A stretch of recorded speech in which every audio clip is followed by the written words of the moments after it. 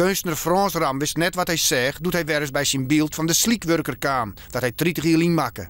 Dat is een groot argwaasje wie er voor het kunstwerk, dat zijn wichtige emotionele weerde had voor de lokale bevolking, een groot obstakel zet. Ja, pist. De Engelse uitdrukking voor.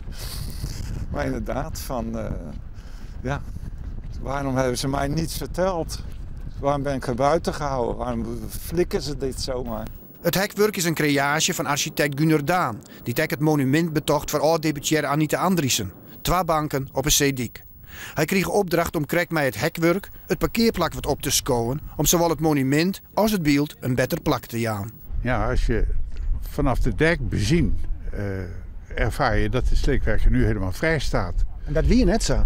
Nee, hij stond in een klein concentratiekamp omheind met hekken van diverse leeftijden in een zeer slechte staat van onderhoud. Ja, als je hier van de dijk af de situatie ervaart, dan vallen die basaltblokken bijna in het niet bij de slikwerker. Dus eens met de keus naar jou dank bewijzen?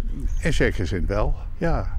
Ja, zo ervaar ik het niet. Ik vind meer dat het beeld weggestopt is.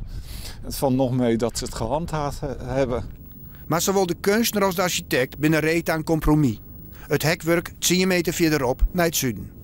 Nou ja, kijk, we hebben eerder een voorstel gedaan om de afscheiding daar te brengen waar nou die witte auto staat. En dit helemaal gebied voor het waterschap en voor de wandelaar te maken. De gemeente het beeld is slim skrokken van alle consternatie, maar zit iepen voor het compromisvoorstel.